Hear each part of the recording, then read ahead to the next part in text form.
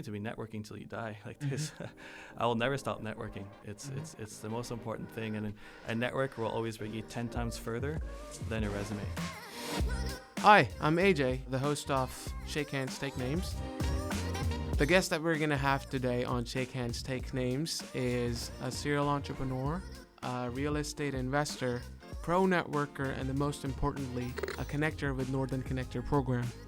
Sutton McKay, originally from Parrsboro, Nova Scotia, is going to be sharing his insights about networking and how networking helped him to get where he is today, and how could leverage networking as a great tool. So, how's life? Good, man. How you doing? I'm doing good. Good. Take us back when you were in high school and you had that aspiration, just stage zero, and how that stage zero evolved into where you are today. Yeah, sure. So in high school, I was always a little bit of a disturber, I guess you'd say. Yeah. And always had a little side hustle. I mean, I was flipping cars when I was 15 before I even had a driver's license.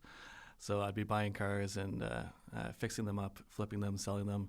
And I always focused on a niche. That's always been my driving aspect in all my businesses. So I was selling Volvos at the time. So a lot of people thought that they were kind of grandpa cars, but I found there was a market that people really appreciated them. So I focused on that. I went into hotel and restaurant management at Algonquin College.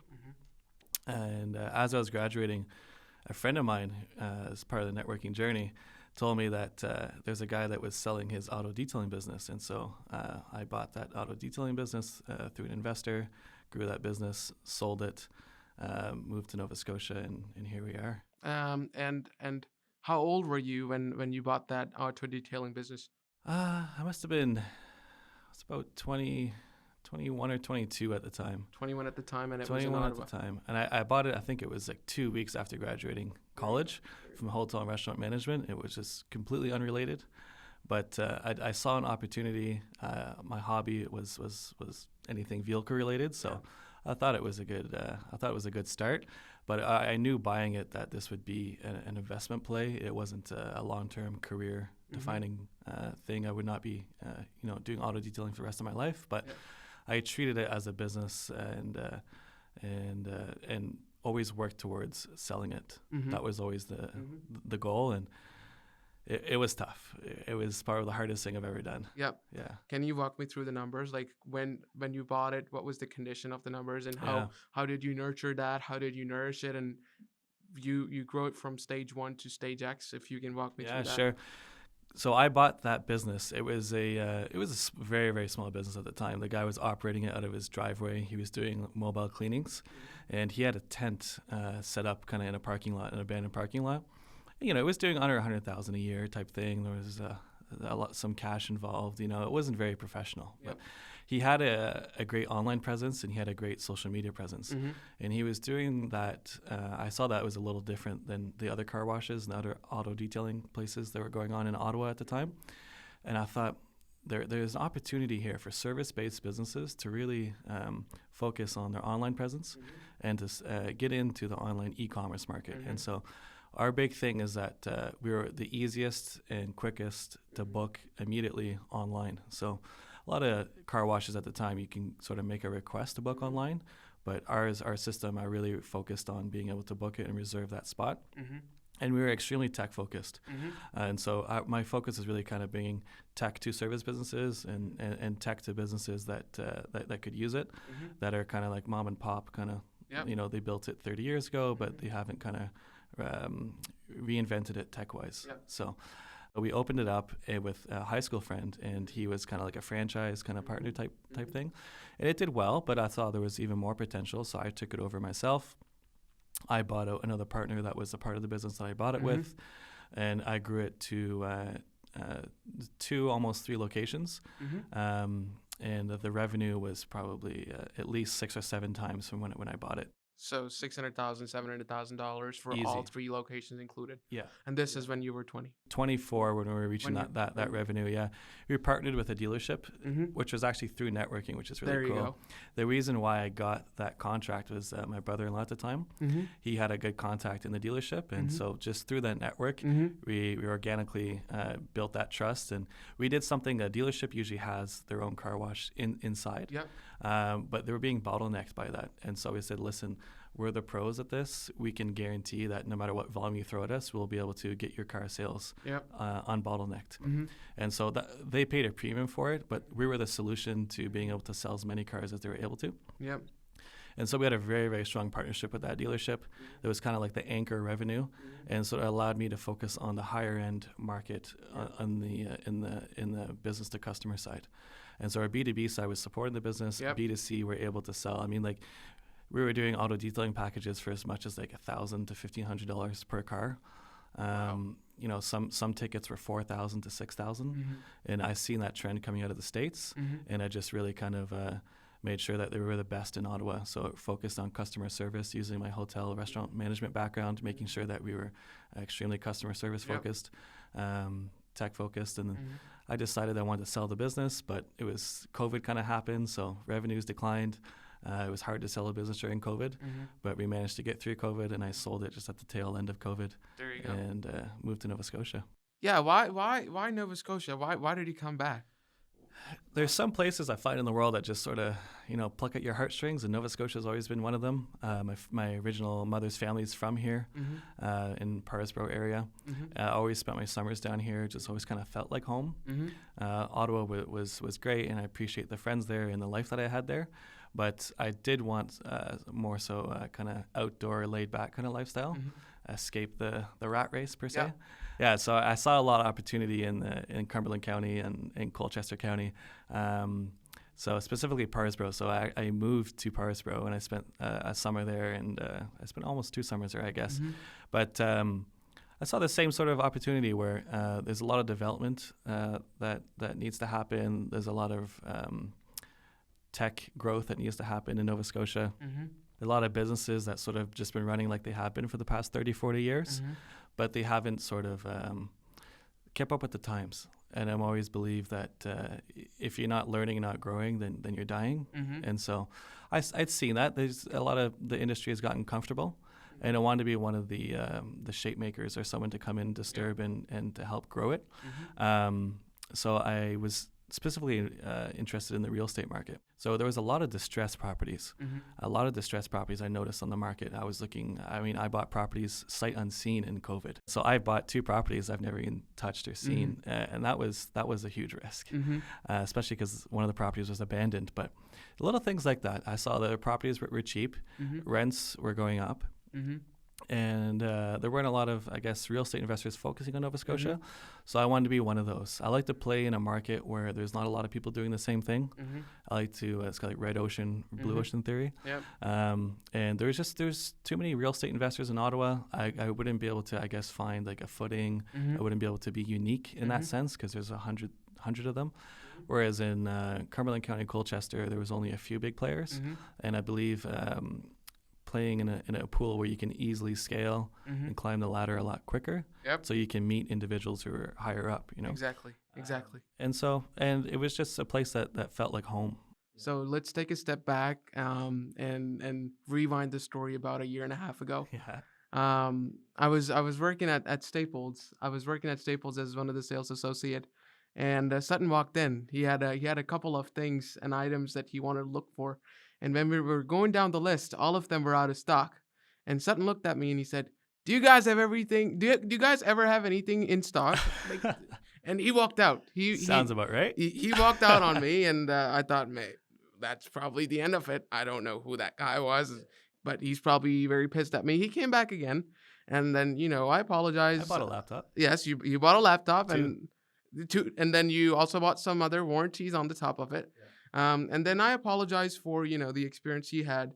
And later on, when I was graduating about 6 months ago, until that time, we had nurtured a good relationship. Like, would you agree? We had nurtured a good friendship kind of thing. And by the time I was graduating, I get a text from it.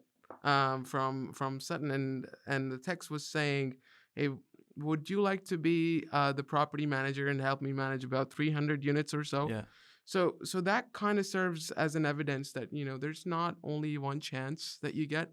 Maybe you can chime in a little more about it and say that first impressions are not always the last impressions. And you can always rebuild a relationship and go from there again. Yeah, no, for sure. I think, yeah, we got started on the wrong foot. Yeah, yeah. I can for sure sometimes get a little hot-headed, No, especially like you when were it's not. during a work day and I'm Yeah, stressed, yeah. But yeah, no, I think we've built from that, and you can always recover. I'm not a big believer in the first impression thing. But it's do your best, obviously. But like this is an example where you can always recover. You can always change the narrative. Yep. Yeah. And I'm glad it did, because after that I could say that you're a good friend and you've mentored me in my business entrepreneurial journey. And And apologies for that. no, you did no apologies needed. That was important. That was a good learning lesson for me to now I know that relationships can be built. And Yeah, it comes, I guess, like I've always tried to use positive reinforcement and be nice, especially in my business dealings. Yep. But there are some times where I guess there's some people that just they don't listen to that, and so I used to have to be very rough, especially in the car wash industry, and very hard. And so it's just sort of letting go of that and moving on, Yes. No, of course. And while I was doing that, I networked, and I'm glad I did, because if it wasn't for me networking, I wouldn't have got to know your story. I wouldn't have got inspired. I wouldn't have got that drive that I emulated from you. So that's basically what Northern Connector program is going to do. Instead of me having to do it myself, if going back to the position that I was in, I could have leveraged Northern Connector program and met a lot more motivated, seasoned career professionals and business owners and entrepreneurs like yourself. So that's where I could chime in. And, if there's another AJ out there who's looking for a potential opportunity or grow their network, this is a program for free, funded by the province of Nova Scotia, that they could leverage and meet with individuals like yourself, where they can learn from them, they can emulate from them. Adding them in their network is an asset themselves. I consider that it's an asset that I have you in my network. The next question I have is how important it is to be strategic about networking, and how the networking how is it evolving? hmm Yeah. So it's important to meet everyone you have the opportunity to meet, and of course, but if you're going to be investing resources and investing your time, there's a lot of power in saying no, and there's a lot of power in being strategic on who you're networking with. So, as you mentioned before, like I did network briefly with Kevin O'Leary when I was working at the courtyard in Ottawa at the front desk. And, he came down and he was paying for a juice, and he paid it for an exact change. And it was like $2.25, and he was looking for the exact change. And I kind of made like a little joke, and I was like, oh, a man like you paying exact change, right? He thought that was funny. And we sort of, that's always my strategy. I always like to be a little, Humorous. Humorous, Yeah. And so, we chatted for a little bit. I chatted about some ideas, and he's like, text me, grab my number and text me. And so I called him and I texted him, and, just kind of chatted for a little bit. But I was like, I don't really have an idea. I don't have like an invention for him. That's not really my path. So he's a little bit too big for me. He's a little bit too much he's too high for me at the moment. And if I was in tech, or if I was into something like that, or if I had a product, yes, but I didn't find there was a point to keep investing resources in that relationship. And so it's about being tactful, and it's about making sure you're in the right room. So making sure that you're connecting with people that you could share your value with, and that he could share value back. Like I didn't really have any value to share with Kevin, so I didn't feel that it was a genuine connection. So it's making sure that you develop genuine connections, and that you can both share information back, so it's not just one person that's feeding another. What would you say the magic element was in our relationship development? Like, we started with a bad start, and then today we're at a stage where I could call that we're friends. I could say that we're friends. What was the magic element that our relationship developed the way it is today. Yeah. Well, I think like when I visited Staples again, and then we went through the apology process, and you were very smart. You did know the products, and I can tell you had perseverance. We started just chit chatting about your ideas, and I could see that you're another entrepreneur, and I think that was the connection there. And you seem like someone who's very well grounded, has a higher moral standard, and that's rare these days. So I really wanted to focus on that, And you share value to me, I share value back to you, and so. So you're saying it's transactional. Yeah, like no disrespect to Kevin or Larry, but I appreciate this more, That's great. It's more organic. That's great for the camera. That's great for the camera. When you were just starting to get into real estate investment and starting to evolve as a real estate investor, you paid about $12,000 for about 10 or 12, 10 to 12 grand for a platform called Wealth Genius. Is it right? Genius, Wealth Genius. Yeah. It's a platform for only real estate developers, right? And what's your experience with that? So someone paying $12,000 for networking must be a lot of money. Do you see value in it? Yeah, I mean, so Wealth Genius is an investors group. So it's a group of around 1,000 people across Canada, and it's an education platform, but more so a lot of people see the value in the networking. And so there's a lot of situations where there's a general partner who's putting the time, and then there's a partner who's going to be a money partner, and they're allocating the capital resources for the down payment and whatnot. And these groups kind of connect these two people together. And they only want people that are serious about it, and they want to make sure that these are people that are well connected in the industry. So there is a value in paying the $10,000 to $12,000. The education's fantastic, and that's great. But I weighted most of the value on just meeting those people. And I mean, like within a week or two, I had raised $200,000, $250,000 for a deal that I was proposing. And so, I mean, $200,000 in 2 weeks when I paid $10,000 for the course. I mean, that's a 20 times return, right? So that just goes to show the value of networking. And you don't need to pay $10,000 or $12,000 to get into these rooms or these groups. It's just like this was a very targeted group that I wanted to be a part of. But I mean, these can be your local business meetups. These could be your local committees. They could be, I know a guy in the group, or there's a guy that he always talks about it. One of my mentors, Alfonso, he talks about a story of a guy that he knows. He goes to doctors' conferences just to meet people because he knows doctors of high net worth. He knows nothing about medical field. He's just going there to meet people with a high net worth so he can then network them and show them the real estate opportunities that he has. So, and he is not paying anything for that. He's just pulling up to the local Marriott and saying, hey, let me listen in. So, so I think networking is extremely beneficial, and it's just sort of like golf clubs. A lot of people, they pay these high $20,000, $30,000 tickets to get into these golf clubs and to have these yearly memberships, not to play golf, but to more so meet the people who are on the field, right? And to network with the people that are able to play golf at Tuesday at 2:00. Exactly. It's going to be business professionals, And so a lot of that is just making sure that you're in the right room. Yeah, this is basically what Northern Connector program is. It's free. It's funded by the province. And you being one of the connectors is a value add to the community itself. And you've invited me to a few events, and I've met some fantastic people there and some great connections. So yes, and that's businesses don't necessarily have to pay for networking, right? Just as you mentioned with that guy who went into the doctors' conferences and made networks and connections there. Yeah, that's the magic element. With that, I have a follow-up question. So you have a deep understanding of, convincing an investor to invest in your project. That takes relationship building and relationship management. Also, you need to have people skills. What would be your one advice to someone who's just starting and learning to network, how to build those relationships, how to build those meaningful connections? What's the magic that you've created? Yeah, you have to find your own secret sauce. But I mean, like, my secret sauce is that I'm always, like you said, a little humorous. Yes. Always like to say things that are a little, I guess, maybe edgy to some people, so that you stand out. Because if you're just making small talk and talking about the weather and talking about, how nice the food is, no one's really going to remember that. They're going to remember that one joke that you said. They're going to remember that one thing that you said was interesting. And it could just be like, it could even just be a belief that is a little contrary to the norm per se, So that's always been something that I always be vulnerable, always be honest, always be genuine, always be yourself. Yep. And then harboring that relationship is what value can you provide to them?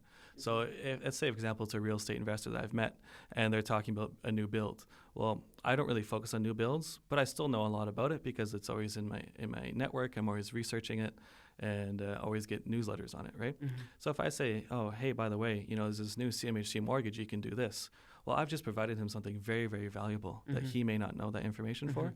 And so it's always trying to give as much information as you can and then just anticipating that in return and building trust by doing small elements. So if you've promised an email, like just before we started this podcast, I said I have to do a quick email. So I promised him an email. So even if it's a small little email, I just want to make sure that I'm doing that on time. And so that if they rely you on a small object, hopefully they'll just keep giving you larger responsibilities. Yep. So it's credibility, it's, accountability, and it's the brand image. So, and I guess like always try to find information and try to know information and try to be an expert in what you're doing so that if you know like I don't know if it's a loophole or if it's like a new program coming out, make sure you know all those details so that you can share those details, because that investor that you're meeting or that business owner that you're meeting may not have the time to be researching this stuff. But if you do, that's going to be the value that they're going to find in you. Yep. Is being able to provide this knowledge.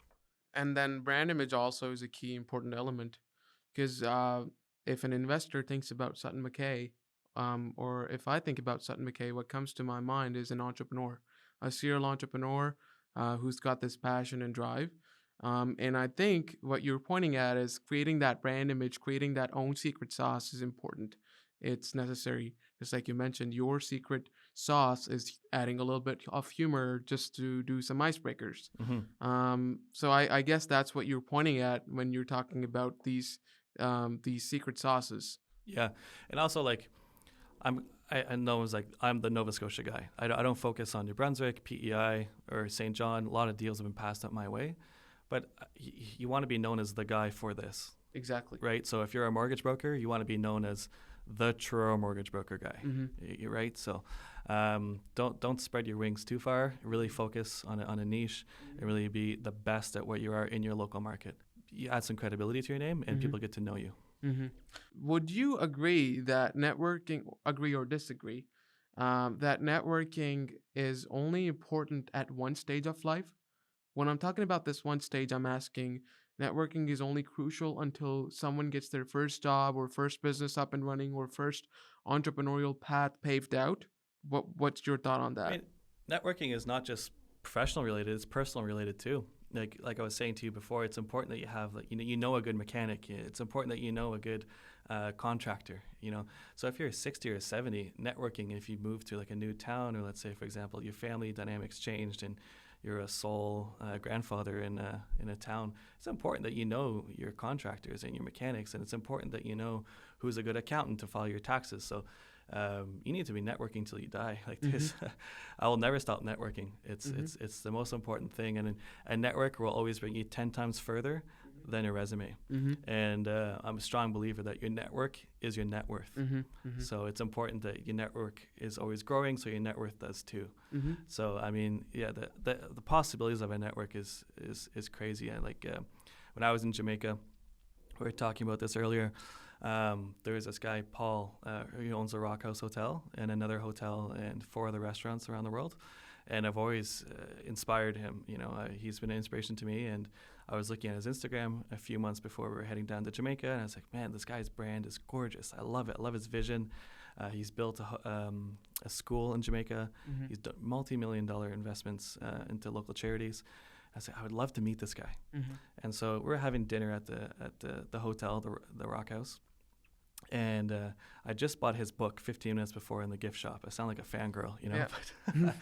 But, so I have dinner, and then my girlfriend, Lena, goes and says, hey, look, I think that's Paul. And I said, no way. And it was him. So he was having family dinner, and I interrupted his family dinner as he was getting up. But I networked with him, and, I said, I love your vision and stuff. We chatted a little bit. He said, shoot me a line, or like if you're in New York, let's meet up. And so I talked with him on Tuesday of this week, because I've always had a dream and a vision of buying a hotel in Jamaica. And I was just talking to him about that opportunity and kind of talking about the local investment network. and I think will be a lifelong network or acquaintances, you know. So now he's there to help me on my hotel journey, which is amazing. So, I mean, networking can happen any point in time, you know, even at a dinner time. So, not necessarily, you don't have to be certain about the age. You don't necessarily have to look at what time it is. But if there's opportunities, you know, you can't be holding back. Is that right for me to say that? Because if you would have held back in that moment, and I almost did. I was like, no, I don't want to bother him. But then I was like, you know what? No, I did it respectfully when he was getting up to go to the bathroom or something. Yeah. But no, I'm glad my girlfriend kind of gave me the push to get up and do it, Yeah. you know? But, but yeah, it's nerve-wracking sometimes though, you know? Yeah. But yeah, you always have to be ready to go. Yeah. So even a serial entrepreneur like yourself could find networking nerve-wracking. I was fangirling hard. I was there like, you go. There you go. Yeah. So like he's living my dream life. Like that's always what I aspired to be. And he's networked with people like Adam Stewart. He's the owner of Sandals. They're good friends, you know. And I've met Adam Stewart a few times through my dad's. My dad has a travel agency. Okay. And he's done very well. And so I've met the Adam Stewart family a couple of times, and you know, networked with them a little bit. But you know, to get back into that network is really important. You know, and so I'm glad I took the opportunity to do that. Yep. Yeah. When I started learning about networking, I was awkward. I was scared. I don't know what I'm gonna talk about when I say hello to that person. You know, what's the topic of conversation is gonna be like? And I think you would have been in the same place when you were starting early. What did you do to overcome that? Like, what were the problems that you ran into that you had to overcome, and how did you overcome those problems? Yeah, it's definitely intimidating, especially going into a room full of strangers and you feel like everyone knows a lot more than you do. But it's cliche and cheesy as it is, you have to just start with hello or hey, how you doing, right? Yep. And I still use that today. Like, you know, when I met with Paul, I said, hey, Paul, how are you? You know, Yep. So that's the icebreaker. That's the icebreaker, you know, unless you have something clever, you recognize who they are, you recognize something about their outfit or something, that's usually what to do. But then pretty quickly, I like to get into something specific, you know, so finding out kind of what makes them tick, what really gets them going, you know, and then asking them a question so that they're then investing energy into you and that they're running the conversation. And then you'll find that your anxiety levels or your stress levels will come way down because now they're actually interested in the conversation. They're probably more interested in the topic, but, you know, so you can now have a conversation back and forth. But, you know, maybe asking a question, you know, obviously stay way out of politics, I hate that. Don't get involved in anything with that. Stay away out of anything controversial. Other than something controversial in your industry, which is totally fine, as long as it's not political related. But, you know, I don't know. It's hard to imagine what other people say in other industries. But, I mean, in my industry, as an example, like, oh, hey, man, you know, a lot of new developments going on in Halifax. What's your opinion on that? You know, they're so highly leveraged. Are they cash flow positive? You know, that conversation can run on for 15, 20 minutes. And then throughout that conversation, try to add a personal element to it. You know, introduce your personal life. Introduce, you know, something about you like to do as a hobby. And then hopefully you can just exchange numbers and honestly just shake hands, take names. Shake hands and take names. There you go. You know, give me your number, give me your email, and I'll send you a contact, you know. Don't make it too complicated because you want to get to the point where it's almost like a friendship, like it's something genuine, and you're networking with trust, and you're building trust, and it's really hard to do that through like these LinkedIn platforms because you know people are getting 20 messages a day. And the best way to do is you know always attend the networking events or what could be other way, what could be one other medium one could network. How could they network? You know, just like you were mentioning, restaurant, the golf clubs, cafe. You know, always have open ears. Like my uncle, my family friend, always call him my uncle. He's really just you know, he's related to one of my family members, but he always says one of his best deals and some of the best deals he ever buys, because he's a real estate investor and realtor as well, is just, you know, cafe conversations. So he overheard some people talking about a hotel for sale at a cafe in Moncton. Well, he said, hey, I overheard you talking about this hotel. He ended up buying that hotel. And that's been one of his best investments, you know. So don't snoop on people, but if you hear it, you know, take the opportunity. And the thing is, a lot of these successful people, they really appreciate you being direct, asking a question and being honest. You know, like if you're going to ask this guy for $200,000 to invest, you can't be scared to ask them for his phone number, right? And the thing is, if they're going to be investing in you, they want to make sure that you're confident enough to ask your customers for the sale. So if you aren't going to be able to make the sale with your customers, then that's going to worry them. So you have to make sure that you are direct, try to gain enough confidence to just ask what you're looking for. That will go a long way. And it may sound stupid coming out, but they really appreciate that. No, of course. I'm learning that myself. Yeah. It's a hard skill. It's a hard skill. You don't want to be rude. You don't want to be arrogant. But at the end of the day, people will kind of, sometimes I've asked an honest question and people kind of take them back and they go, oh, I kind of like that. Yeah. So standing out is basically what's important. Yeah. Standing out in a good way, not in a bad way. Yeah, exactly. Yeah. Yeah. Don't be obnoxious. Don't be rude or yeah. But just be unique. Yep. So if you could educate me on how important it is to create trust, to create a layer of trust with whom you're networking and the person that you're about to meet, that will be great. For sure. Like, the most important commodity that you have is trust. People are trusting that you have the knowledge. They're trusting that you're going to be an honest person. You're going to be reliable. So it's extremely important that you try to show examples of that and making sure that you do have a good rapport. And even if it's related to another industry, people are always looking for that trust. So I imagine like when I was first raising capital, I was showing trust that I had in my auto detailing industry and like the reviews of my customers. And it was completely a different industry, but I just wanted to show that I was a trustworthy individual. And so try to look for opportunities where you can continue to build that trust as quickly as possible, because that's the most important thing that you have. And once trust is broken, it's really hard to repair, especially in a community. I think networking is a big umbrella, and I think it's more like a universal tool. It could be used for different things. Would you agree to that? Or what's your thought on that specific question? Yeah, for sure. I mean, in different parts of your career, you're going to be networking to either, look for another job, advance your career. You could be networking to create sales as a sales funnel. Like currently my mode right now is I'm not in sales mode, so I'm not networking for sales mode. So if I am networking, I probably wouldn't be trying to push or force a sale, because I've just launched a brand new property management company. I'm not ready to start increasing sales yet. And I will be in a month or 3 months. But for right now, so your networking strategy has to be a little bit different depending on what you're looking for. And you don't want to go hunting, but you just want to be strategic in what you're doing. And if let's say, for example, I am networking and it could be a potential customer, I will say, hey, I'd love to have you as a customer now, but I'm just not ready for you as we're still growing. And you could be networking to look for more friends in the industry. You could be networking to for a mentor even.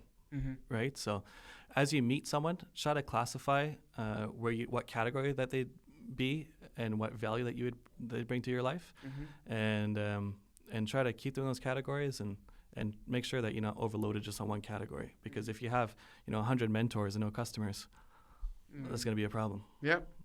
Makes sense. Yeah. Network in a way where you diversify. Yes. Everyone, each member, a mentor, a friend, an investor. You got to diversify it. Exactly. Okay. Exactly. Okay. Yeah. Well, that being said, thank you very much for being the guest today. I'm sure our viewers are gonna love this conversation, and there's lots of insights and that you gave about the industry and networking itself. Sure. And I'm sure that you may revisit as a repeated guest if this project takes off the ground. If the project is successful, I'm definitely confident I'm going to bring you back again. Awesome. Yeah, it was a pleasure being here. Yep. My business is rentwithlighthouse.ca. Yep. I'm located at 523 Prince Street in Truro. So drop me a line anytime. And most important part, he's a connector with Northern Connector program. So that's right. Thank you for listening. And if you're an upcoming graduate in Colchester, Cumberland, or Pictou, and you're looking to get connected in the career that you want to get into, please reach out to me on my website, northnsconnector.ca.